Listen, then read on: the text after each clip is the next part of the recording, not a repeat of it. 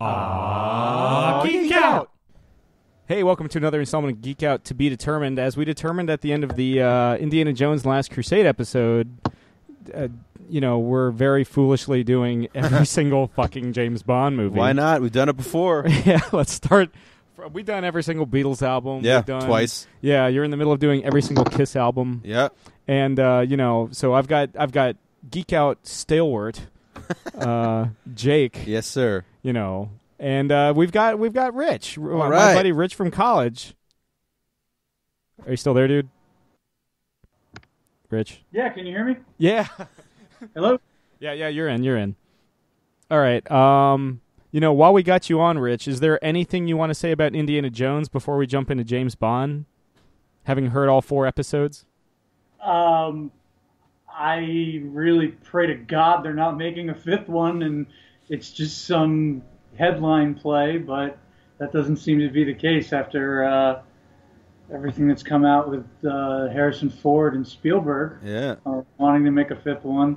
I think they should have left it at Last Crusade, which, in my opinion, was probably the best of the 3 movies, but, that's neither here nor there, so... Well, I mean, I've always said, and I mean, you've heard it on the show, like, I think from a technical standpoint, Raiders is the best Indiana Jones film, but on a personal level, I always connected more with Last Crusade. And honestly, I can kind of get the haters on Temple of Doom. Temple of Doom is still just a good fucking time. Well, it was way ahead of its time, too. I mean, wasn't it the movie that basically sprung PG-13 rated films after that? Yeah. Basically, yeah. That was it. Can't be ripping hearts out in PG movies. Nope. Not after that. No. But, but we're not here to talk about Indiana Jones. No. Not at length. No, we're starting with Ian Fleming's most famous creation, Chitty Chitty Bang Bang. Yes. The Chitty Chitty Bang Bang podcast. We're talking James Bond. We're starting with the 1962 film Dr. No, which really, I mean, Sean Connery had been in movies before Dr. No, but this is really what made him an international superstar. Mm-hmm. Originally Thunderball was supposed to be the first fucking James Bond movie. I probably saw Thunderball before I saw Dr. No, to be fair. Really? Yeah. I always feel like whenever I turned in like to TBS or TNT or whatever, it was either Goldfinger or Dr. No. Dr. No was late in the game, and not like super late, but like that was probably one of the last Sean Connery movies I saw. For me, that was Thunderball. Wow, okay. How about you, Rich? The last Sean Connery movie that I saw was probably Never Say Never Again. While we have a quorum, boys, do we include Never Say Never Again? We should, man. I mean, he's playing the named character, even though it's not technically... I guess an Eon film. Yeah. But yeah, that was the last one that I saw. I don't remember the first Connery movie that I saw. It was probably From Russia with Love. Was Connery your gateway into Bond? Or was it like, say, Roger Moore, just because he has so fucking many of them? No, my gateway into Bond was probably Dalton. That was the first one. That was the first one that I remember seeing. I mean, it was the most recent when I started really watching, films in general, because those came out in the late 80s. We're going to get along just fine, Rich, if Dalton was your entry to James Bond. Yeah, that was my entry. Then there was then I saw GoldenEye, and that kind of really went, okay, I got to really see all of these. And went back and my mom, I got into it because my mom's a huge James Bond fan. I mean, she's read all the books, she's seen every single movie, then I saw the more movies after watching the Connery movies, and I pretend that the vast majority of those don't exist. I mean, we'll get there, but I mean, there's a few. They have their moments. Yeah, there's.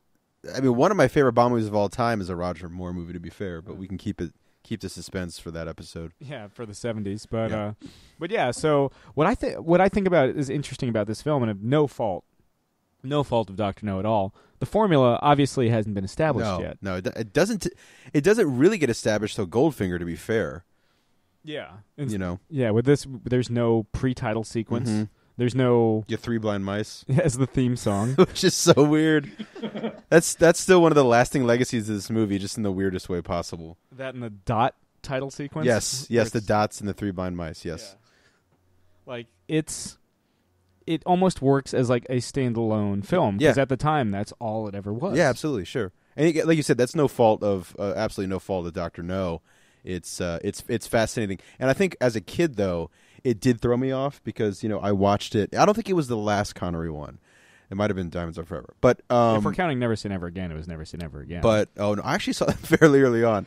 But it did throw me off as a kid because I had seen all these established Bond movies, all the established cold opens and whatnot. Yeah. Do you think it ages poorly because of it? Maybe. And again, like I said, it's not its fault really, but it is a tough one. If someone's like seen all the Daniel Craig movies and they're like, let's go watch Connery Bond, maybe don't throw Dr. No on first. That's a fair point. Yeah. Yeah, I think that's a fair point. I think for me, when I first saw a lot of the Connery movies, was unlike the Moore movies, where the ones that'll jump in my head. There's much more of an Asian influence in the Moore movies, being shot in Japan and all over the Far East. A lot of these were shot down in the Caribbean. Mm-hmm.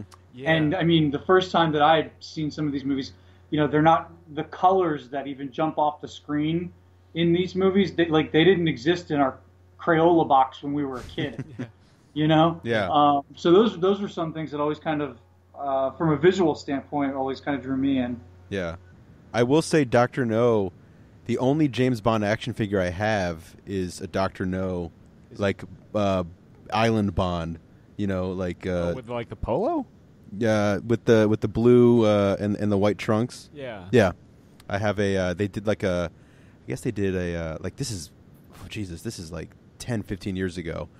They had, I guess, like a Bond set. I guess, if it was 15 years ago, it'd be in time for the 40th. Yeah. That probably was it. I was down in Florida, and I still have it. This like cool little Sean Connery Bond statue or figure. Did it come with quarrels? Yeah. No, it comes with this like kind of really stupid little like stand that looks like the ocean. So it does its best. Remember when was it it was Swatch that put out all the James Bond villain themed watches for like the 50th anniversary? Yeah. Oh, that's right. Yeah, I forgot about that. That was that, and they had, of course, over at the International Spy Museum, they had the Bond villain exhip. Yeah, which I always wanted to see. I know. But just for some reason, I was like, I've got a year. Yeah, same. And then I didn't do it. Same. I'm such an asshole because I should have did it. It was incredible. Fuck. I went and saw it, and it was. I mean, I was geeking out the whole time. I mean, I think I read every single word of every little knick-knack that they had there. They didn't have knick-knack himself, but they had everything from the exploding pen to the original Aston Martin to Jaws' teeth. I mean, it was really, really, to the golden gun. Did they have Rosa Klebb's boot with the knife? With the knife in it? They did. Oh, perfect.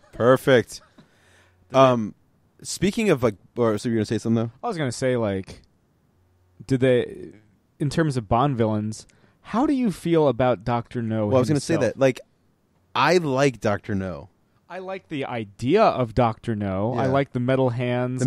Yeah. But he's so fucking boring. He's also yellow washed some shit. Yeah. But that's a product of its time. Yeah, that is. But he's so boring, man. I agree with you, but Bond villains tend to be feast or famine in general, don't they? I think that he definitely set. If we're talking about a movie that hasn't really laid the foundation yet, I think the Dr. No villain lays the foundation for the Bond villain pretty darn well. And again, he's not the most glamorous or greatest Bond villain by any stretch of the imagination, but I think there's something there with it. And maybe it's just been a while since I've seen it and I'm remembering it more than I am. But I remember as a kid being struck by Dr. No. It was just the white suit, and the kind of the stillness, the stiffness to it, the rubber metallic hands, like just, and that again, that is throwing in, Bond villains have these little quirks about them, Jaws with his teeth, Rosenclad with the the knife boot or whatever. So odd job, of course, but yeah, so I think there's elements there. Again, he's not the best, but I think he's all right. I think he's not bad. He's no Jonathan Pryce. No news is it no news is bad news? I don't even fucking know in that movie. That movie's a fucking blur. But the thing is, and we'll get to Tomorrow Never Dies, I guess, in good God, 6 months. We'll be a lot older then. Yeah. Because if you figure we do one of these every 4 weeks, we've got a ways. This is your Kiss My podcast. This is, but the difference is I don't have to sit through a decade of shit. Yeah. Yeah. Because even the 70s has I can talk about The Spy Who Loved Me, or hey, look, I can talk about The Spy Who Loved Me. Yeah. Hey, there's all right stuff. Live and Let Die was okay. Live and Let Die. It's all right. Moonraker's fun. Moonraker is a fun, and we got a lot of stories behind Moonraker, but Moonraker is bad fun. Yeah. A hell of an opening, though. I will say, of all the Sean Connery films, and I know that you fucking hate Diamonds Are Forever. Yes. But of all the Eon Sean Connery films, the one I am least likely to sit down and watch on TV, probably because the formula hasn't been established, and Sean Connery almost looks kind of uncomfortable in some scenes as Bond, is Dr. No. Yeah, that's fair. Would you guys go that far? I would. How does I this would. stack up against the rest of the Connery era? That's a good question. For me, Dr. No's always been kind of one of my, I don't want to say favorites. It's not one that would jump in my top 5, but it's definitely something that I don't have a problem watching when it's on TV. Maybe in part because having watched all of them and knowing that this is the first and this is what launched it all, there's kind of that aura around it. Mm-hmm. I can see that. My favorite Connery film is From Russia with Love. Yeah.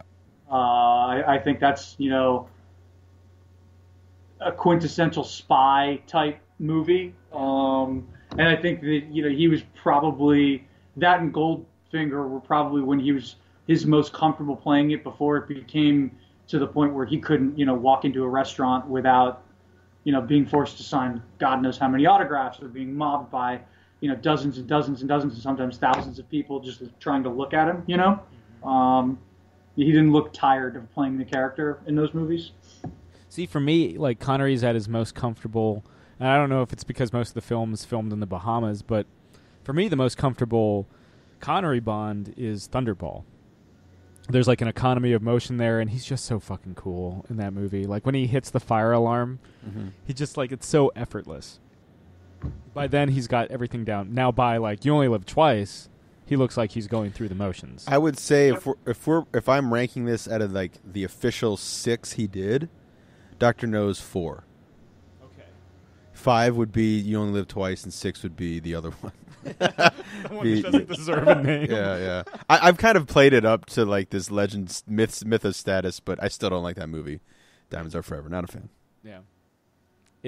Diamonds Are Forever kicks off the trend, basically the 70s Bond trend of the excess of Bond. And also Connery, I mean, I guess he gave his money to charity, which is nice, but it's a wasted. It's a Roger Moore Bond film starring Sean Connery, which is a waste. Yeah, that's a good point. Yeah, it's a waste. But I mean, with this, okay, first off, how fucking dumb is the dragon tank? Is that the worst thing in this movie?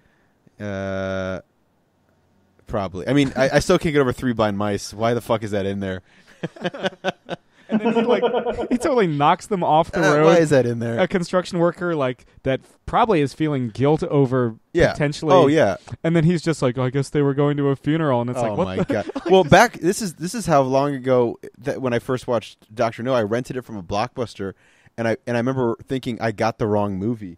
What are these dots, and why is it 3 Blind Mice? I thought this is a James Bond movie. Where's all the And I'm like, oh, that's right, it's the first one. Well, we could talk about. I think it's not even Sean Connery in the gun barrel. Yeah, it's true. It's stunt true. Man. Yeah. I mean, the big thing from Dr. No, we all know the biggest. Oh, it's Ursula Andress. I mean, she's she is the one thing I think obviously kicks off the Bond girl. You don't remember Dr. No because of Sean Connery's performance. Yeah, though it is kind of badass seeing him shoot Professor Dent. That is cold. We're a fan of cold-blooded Bond, and that's some cold-blooded Bond. Yeah, if you like Craig, if you like Dalton, this is what that's all cinematically kind of stems from there. Absolutely. You don't remember it for Dr. No. Yeah, or the gadgets or anything like that. Because what's the gadget? It's a Geiger. It's like a Geiger-meter. Yeah. You don't remember it for the Dragon Tank. No. You remember it for Ursula Andress. Yeah, Ursula Andress. So. And that bikini. Oh that's my right. God! Yeah, and in 1962. And how many times has that been homaged just in the James Bond franchise? At least twice. In with Craig and Halle Berry. Yeah, I would also argue with Mary Goodnight and sure, with the Golden Gun. Absolutely. Yeah. That is Spawn. Craig did it twice in one movie, didn't he? Yeah. When they were in Venice and when he was in the Bahamas. Yeah. Yeah, basically. I mean, she's just like Ursula Andress is just top tier Bond girl. If not, she's always put as number one on any list they do. Yeah. If she isn't the best, she is certainly the bar in which they are all judged. Yes. Agreed. Is this from a makeup standpoint? Is this the only movie? I'm not sure. Is this the only movie where Connery didn't wear a hairpiece, or was he wearing a hairpiece in this movie? I've heard tell both ways, but I've heard more tell that he's wearing, because I hear tell that he didn't originally have one, and they kept it like going for continuity's sake, but. I've also heard that had been wearing a hairpiece since his 20s. Yeah, I'm not entirely sure, but it wouldn't surprise me. Actually, it wouldn't surprise me either way. Yeah. With this one, because again, there's so many new things happening and so many, firsts for Bond. Can we talk about the casting of Bond as well? I mean, originally, there was talk of David Niven, there was talk of Cary Grant, there was talk of I've heard rumors that even back in 1962. Roger Moore was being considered. It's funny how it always kind of comes back, like it comes back with Pierce Brosnan, Timothy Dalton it comes back with, who knows, if Craig really is done and someone like Cavill gets cast, which who knows, but he's somebody who's been courted before, Yeah, and now been looked at before. He's the perfect age now. He is the perfect age now, and that happens a lot. I think that they're usually wrapped up in a TV show, Remington Steele, or they're too young, Timothy Dalton. Or Roger Moore. Roger Moore, they've been going at, for years. And then when they get him, it's almost he's too old. Yeah, and he's in his 40s, right? When they get him for Live and Let Die. I think the casting process and who has been looked at over the years, like Adam West was looked at, to potentially play Bond is fascinating. Yeah. Clint Eastwood was apparently looked at in the 70s. Yeah. Which it would just... Dick Van Dyke was looked at in the late 60s. Dick Van Dyke. Because of Chitty Chitty Bang Bang. Yeah, and his immaculate voice work, his Cockney accent. And his giant teeth. Yeah, in Mary Poppins. Could you imagine that Bond? Oh, just with that accent? Bert chimneys? Yeah. Oh, that'd be the best. He's just infiltrating people, through chimneys and taking them out. Yeah. It's Bond, James Bond. He just comes shooting them. Yeah. Spoonful of sugar. Yeah. Spoonful of poison. Oh, man, that'd be great. But can you imagine, because Cary Grant was fresh off, North by Northwest, which is very much kind of an espionage. It's one of my favorite, it's certainly my favorite Hitchcock film. Well, I remember seeing pictures of, young Errol Flynn and there's a picture in particular where I was like, that is James Bond. Like Adventures of Robin Hood era? Yeah, he's in a suit, kind of this ridiculous big kind of striped suit. And I'm being like, that guy could have played James Bond. Yeah. Errol Flynn could have been James Bond. But yeah, I feel like that's something like Sam and I would do a lot is if we see somebody, it comes down to could they play Batman? Could they play James Bond? Like Michael Fassbender in First Class. Yes. Oh, he's basically James Bond when he's walking around. He just has magnetic powers, when he's pulling the knife and pulling the fillings out. I mean, he's got the sleek, slender look of James Bond. He can speak multiple, languages. Yeah, he's got the suit. Yeah, I still say Tom Hardy would be a good James Bond. Yeah. Interesting. Yeah. Do you think that Tom Hardy?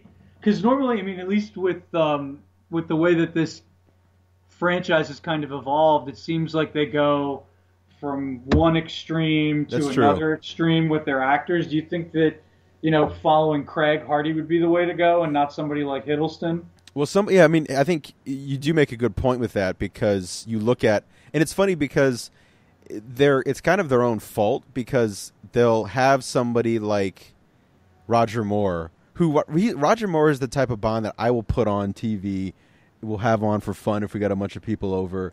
It's just great background Bond. And there's a couple legitimate movies, well, really two, that I will sit down and watch, like, honest to God, James Bond movies, and that's Spy Who Loved Me and For Your Eyes Only. Yeah, my two favorites. Absolutely. Yeah, absolutely. I love those movies. But then, yes, it's very true. Like, they bring in Dalton to be like, oh my God, like, we need to bring some kind of seriousness, groundedness to it. And I still think, and I'm not just, I'm biased to Timothy Dalton, but I still think some of the most cold-hearted Bond stuff is Timothy Dalton, even over Daniel Craig. Daniel Craig is a wrecking ball, but I think Dalton's very kind of in your face. But yeah, I think you're correct in that idea that Hiddleston, because he had the big was it the Night Manager? Was that the thing that he kind of swept with? Which my dad said was pretty good. But yeah, I think it'd be interesting. I think it'd be fun too to see.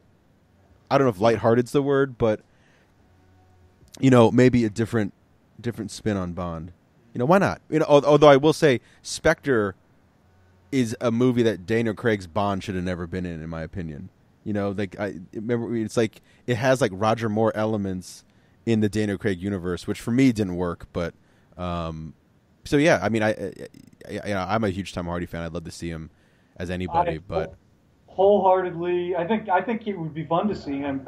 Wholeheartedly agree with you about Spectre. I thought there was a lot of forced comedy in that movie. Yeah, and it was unfair to Craig. And then I don't know, but is Craig has he said anything? Like, I feel like he's kind of backtracked. And he's like he wants to play him again. Yeah, I feel like we'll get at least. Well, I think we'll get. We should one more. We should. Let's get one more Craig, because I've enjoyed the hell out of his stuff. Yeah, for the most part. Contract says that he's contracted for one more, and what's his name?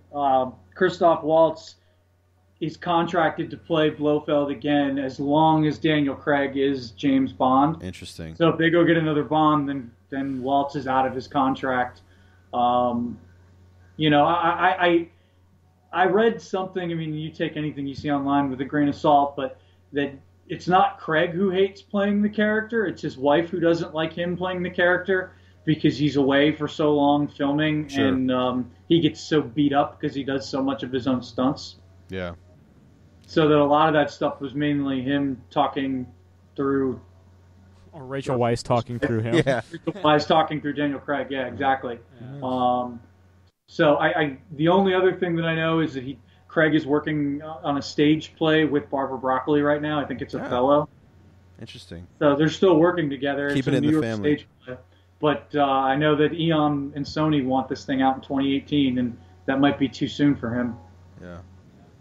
I mean, it was a 4-year gap between Quantum of Solace and Skyfall. It was that long, wasn't it? Oh my God! Because I remember they showed the Quantum of Solace trailer during Dark Knight, right? Am I totally? Sounds about right. Yeah. Yeah. No, you're right. Because it came out in fall of 2008. I remember seeing the trailer. I was like, holy shit! And then you're right. Yeah, it was a while until Skyfall. And then Skyfall, he's like all old. I mean, it's part of the. I mean, it's narratively speaking, but like, he's older and beat up and everything. It's like, oh shit. Absolutely. Yeah, but whereas this, I mean, with we're back to the beginning. Yeah, back to Dr. No of the franchise. Yeah, we've got the fucking like Connery's like 32. Yeah, he's very shit. He was we're almost the same age as Connery. Oh God, and Dr. No. Oh my God. Fuck. We are and here's the thing. We're getting there, dude. Here's the thing. We're older than. Oh no, we're not. I was about to say, no, we're about the same age as Lazenby and On Her Majesty's Secret Service.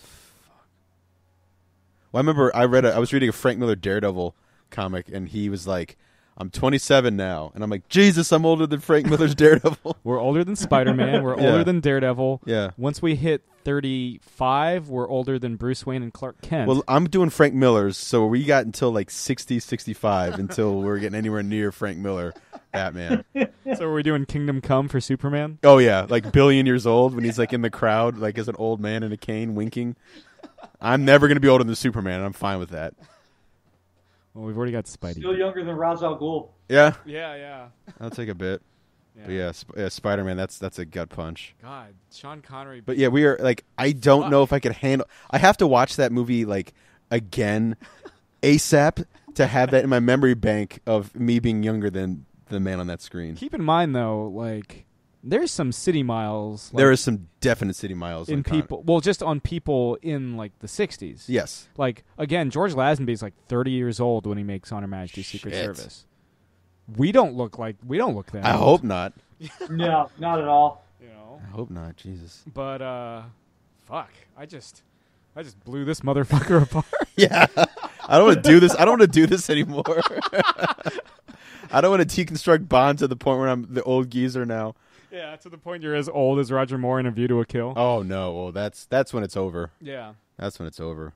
That man is born the same year as my grandfather. Yeah, still looking good. Still sharp as a tack. Yeah, in interviews I've seen with him. You know, I tweeted Roger Moore like last week. I was like, "Hey man, how much fun was it making Cannonball Run?" Uh-huh.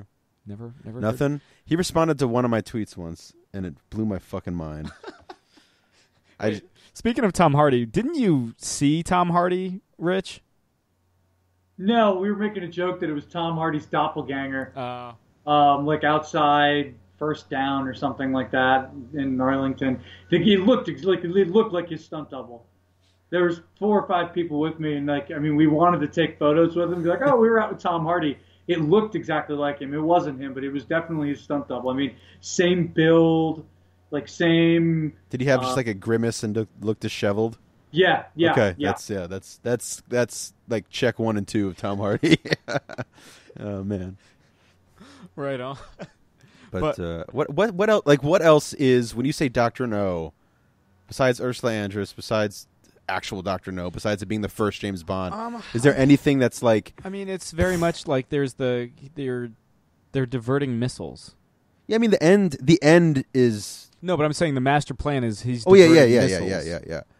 But like, I mean, I'm trying to think of like other. I mean, the end's the classic. Originally, when Ursula Andress is like chained up at the end, originally she was supposed to be covered with live crabs. Yep. But apparently they all killed each other on the shipment over. I have a picture of that in the Bond in the Bond book. It's pretty horrifying. They're just all. It's just all dead crabs. It's really messed up. Yeah.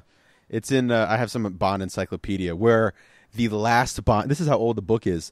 The last Bond movie in the end of the encyclopedia is the behind the scenes of the upcoming Bond movie GoldenEye. Oh wow! That's how old it is. Yeah, GoldenEye. It's like welcome newcomer. I'm like, oh shit. That's like the 33rd anniversary. Yeah, seriously. Yeah, we got a hold of the Bond they didn't even mention. You have Roger Moore's autobiography, don't you? I do. Yeah, My Word Is My Bond. And now he's got the new one. I say new one, but it's like fucking 5 years old now. Yeah. Bond on Bond. Oh, yeah, I don't have that one. My Word Is My Bond, which is a great cover. It's him on the set of Live and Let Die, and you could tell because he has that massive fucking Magnum revolver in his hand. That, for me, is like, I wish there was more of that. We don't really get... Magnum revolvers in Bond? Well, Magnum revolvers in Bond, but I always like the... I've always liked the Walther PPK. Well, the short turtleneck with the shoulder... or the holster. When he's just going to town on the voodoo. On African Americans. Yeah. Yeah. But he gets the shoulder. I mean, it's weird. Like, that's an action figure I'd want. Is like a Hot Toys sideshow of. Oh yeah. I think because I've seen it on Facebook. I think either this is new or this is just, hey Jake, it's super old. You might like this. Goldfinger, Hot Toys. Is it the black turtleneck Connery? No, it's when he's. Is it the white tuxedo Connery? No, shit. It's when he goes to beat Goldfinger. Golfing Connery? Not golfing Connery. When they're on is it on the blimp? Is that when it is? Binoculars Connery? Yeah, where he's wearing the weird zip up one piece. No, that'd be the fucking best. No, it's like Pop Figure Bond. Pop Figure Bond, I think would be the worst line of pop figures though. Really? Yeah. Dude, they make blank faces with 2 dot eyes look exactly like the person they're supposed to be. I would love to see them take on, because it'd be, they do it by 2 ways. By the way, I can't remember which Bond it is. He's just in a nice suit. I can't remember what scene it is, Goldfinger. But also you'd have the variants, but if they do it by hairstyle. Connery's is very kind of Connery's hair, but also like cheekbones or like angular, whatever. Also, who wouldn't want the Sean Connery Goldfinger variant with the duck on his head. You know what I mean? And the tuxedo. Yeah. I mean, come on, that'd be the coolest thing ever. Yeah. I feel like each of them have a distinct enough look. Kilt, you got Lazenby. Lazenby has to have the kilt. The kilt. Yeah. Roger Moore, you could do the black neck, but you probably do Moonraker. That's outlandish enough. Yeah, the yellow. Sean Connery would just be the classic. I think you get away with just the white tux Connery. For Connery? Connery, yeah. Yeah, because I mean, he's the guy. Yeah. Dalton would be like License to Kill. License to Kill, like beat up. I want beat up, bloodied. You got a lighter. Oh yeah. So the end of the film. End of the film, and then a burned up Chavez or whatever. That'd be horrifying. Brosnan's next. Brosnan would be probably Goldfinger, where he's got the weird jungle camo vest. Jungle camo vest, or he would come in the tank. That'd be the one. That's the one that comes with the vehicle. Well, the Aston Martin, the Lotus. I mean, that's a whole can of worms. Well, he's got the. He brings back. He would have what he has at the beginning of Goldfinger or Goldeneye. Sorry, the onesie the jump off the dam. Yeah, and then Craig is topless. Craig's topless. Come on, Beefcake Craig. Beefcake Craig. Make that a San Diego Comic-Con exclusive. Go. Now you got all the Funkos Bonds there. We've done all your work for you. Now you just got to mold the beefcake. Welcome to Geek Out, Rich. This is what we do. This is great. Again, none of that what we said had to do with Dr. No. I don't know. What Dr. No? Felix Leiter. Jack Lord. Yeah. The only reason they don't bring Jack Lord back. Felix Leiter, fantastic. I love Felix Leiter. He's great. He's one of my favorite people. The reason they don't bring him back for Goldfinger or bring Jack Lord back as Felix Leiter for Goldfinger, they didn't want to run the risk of Jack Lord overshadowing Sean Connery. And that might have... Felix Leiter isn't in Goldfinger that much. All he does is pretend to get knocked. He points out Goldfinger at a pool and pretends to get knocked out at the end of the movie. That's true. That's very true. There needs to be more, like, whoever is Bond next, they need to have a buddy film where it's Bond and Felix Leiter. Like, none of this, like, they talk to each other through a fucking microphone for 2 seconds. They meet up. They shake hands at the end. They're like, you're the good CIA agent, or you're the good MI6 agent, and that's it. You know. Does it look like we need the money? Yes. You got it, brother. Yeah. Oh, he's so. Yeah. How many seconds do I got? About 30 seconds. You know. Move your ass, James. Yeah. That's right. Move it, James. They're like trailer moment. But I need to be. I haven't read the first issue of the comic yet. I need to do that. The Felix Leiter comic by James Robinson. Who we had on the show. Oh, it's fantastic. But Felix Leiter's. I just feel like Felix Leiter is an untapped thing. Like he's used like in the Living Daylights horribly. Well, yeah, and then, I mean, he's just motivation and he's shark bait. License to Kill. License to Kill. Yeah. Like I said, Timothy Dalton gets 100% Felix Leiter, which is pretty sweet. Yeah, that's right. Because Lazenby would run the greatest chance. He would run the greatest chance, but no, there's no. Nope. Yeah, but I mean, if you do kind of mention something good, Rich, or something I hadn't thought of, like I think per capita. Not per capita, because then it would be Dalton, because you only have 2 to choose from. But he is really a tropical Bond. Yeah, he is. A third half of his films, if you count Never Say Never Again, is set in the Caribbean. I do. Yeah, apparently we do. The banging soundtrack and Kim Basinger. Yeah, I think that's what's actually being lost there. That was like he almost about to hit her prime, Kim Basinger. Uh-huh. I mean, not quite Batman '89. No, she still had about 6 years. Well, not quite 9.5 weeks either. Yeah. But I mean, she alone is probably worth the price of admission, even within a 53-year-old Sean Connery at that point in time. No love for Barbara Carrera. I guess not. No. I forgot about that. I've always been a Kim Basinger kind of guy. Yeah.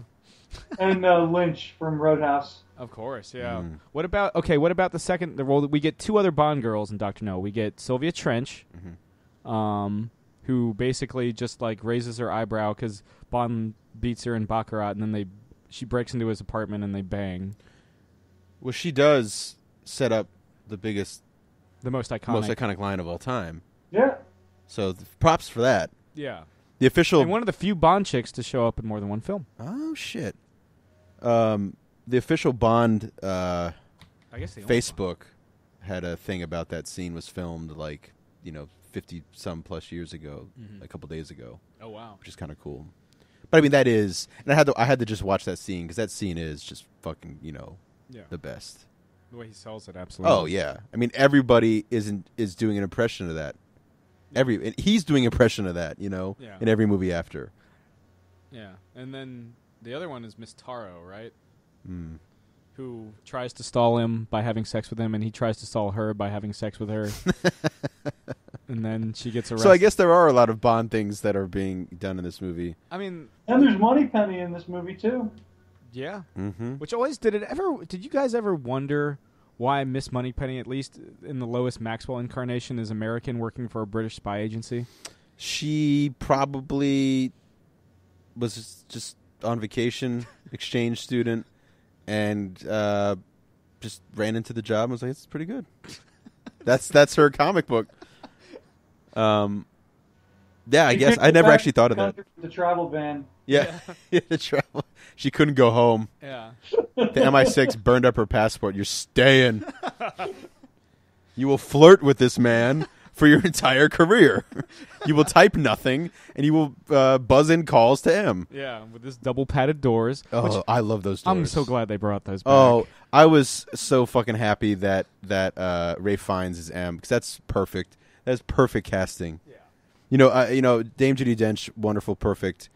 She was great, but that was maybe overall, like, looking back at it, one of my favorite things about Skyfall was that he wasn't some double agent, because I was like, oh, this is set up for him to be some double agent bullshit.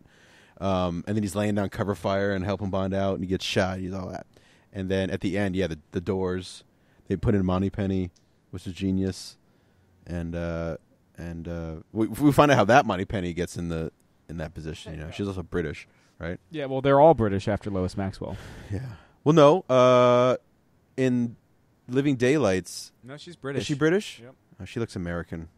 Is it because she's blonde and has glasses? Massive Vicky Vale glasses, like Batman '89, and shoulder pads. I blame it on her fashion and her look that she looks American. That's not my fault. It's not my fault at all. It's not my fault. It's not my fault. I guess, yeah. I mean, this is really the groundwork for Bond, cinematic Bond. Certainly, this is. I mean, the formula isn't established, but the groundwork's there. Connery's there. M is there. We're gonna start. Especially, I mean, next time around, Rich, we got your favorite up on deck. Oh boy! And I feel like it's like the favorite of. Well, like Timothy Dalton, Sean Connery, like they have. I'm sure they've changed many times, but they have been on record that it's their favorite. Yeah. And From Russia with Love is one of those movies that even when I talk to people who don't like James Bond, that's the one movie they pull from the franchise that's like, this is a legitimately great film. That's even over Goldfinger, people pull From Russia with Love, and it's also got Robert Shaw. I mean, come on. Yeah. It's got Quint. I think that's a pre-Quint. Yeah, pre-Quint, pre the Man of All Seasons, Robert Shaw. But yeah, you guys got anything to say about Dr. No before we? I need to check it. It's been a while since I've seen it. I need to rewatch it, but it's definitely it's definitely worth it. I think it's worth it for any Bond to check it out. Just go in knowing that it is, it's the groundwork. It lays the groundwork. It is, you're not going to see a lot of the tropes there, but it's an entertaining film nonetheless. Yeah. All right. Well, Rich, thanks again for coming on. Hopefully we can get you on From Russia with Love, and from here on out, hopefully we haven't scared you off. No. Good. I always wonder with some of our guests, and then when the guests say that they listened to our show beforehand, I'm like, oh, shit. Yeah, I'm like, and you still came on. Yeah. Okay. I wish that I would have been able to listen live to the one that you had. Was it Dee Snider's kid? Oh, did you hear that episode? No, you told me about it. I looked for it on Facebook, but I couldn't find it. I will put it on your wall, and you can listen to. I mean, he goes. Just listen to the episode. Yeah. Form your own judgments, listeners. Yeah. Jesus, that was wild. That was an interview. But yeah, so yeah, thanks again for coming on. This is, Geek Out to be determined, I guess, for the next 24 months. We'll be older than George Lazenby Bond when this is over. We're older than George Lazenby Bond now. Are we? I thought you said we weren't. Well, he was 30. So and we're 30. Okay, so we'll be 31. Yeah, All we'll be past George Lazenby Bond. We'll be older than Sean Connery Bond. Fuck! Maybe. He acted like a 14-year-old at the premiere. Yeah, and during the production, too, apparently. Apparently, as one final aside, Ian Fleming was originally against Sean Connery's casting until he saw his performance. And then he was like, oh. It's like Anne Rice with Tom Cruise. Well, Fleming thought Connery was just an overgrown stuntman. Yeah. He thought he was too physical and too ripped for the role. Because he was third place for Mr. Universe in the 50s. You can see those pictures online. How the fuck? I mean, remember, this is like 1950s Mr. Universe. Yeah, but I mean, like Steve Reeves was in the 50s, and that guy's the perfect body. Anyway, yeah, he's Hercules. Yeah, but so this has been another Geek Out to be determined. Next week, I think we've determined we'll listen. Or next time we'll cover From Russia with Love. This has been another TBD. I'm Sam. I'm Jake. Rich, this is where you. I'm Rich. Cool. And we'll see you next time. This has been another Geek Out production. If you enjoyed what you heard, hey, we've got a special episode every Friday. Of course, there's the usual catching up show every Wednesday. And you get book club episodes just about every Tuesday these days. Thanks for listening.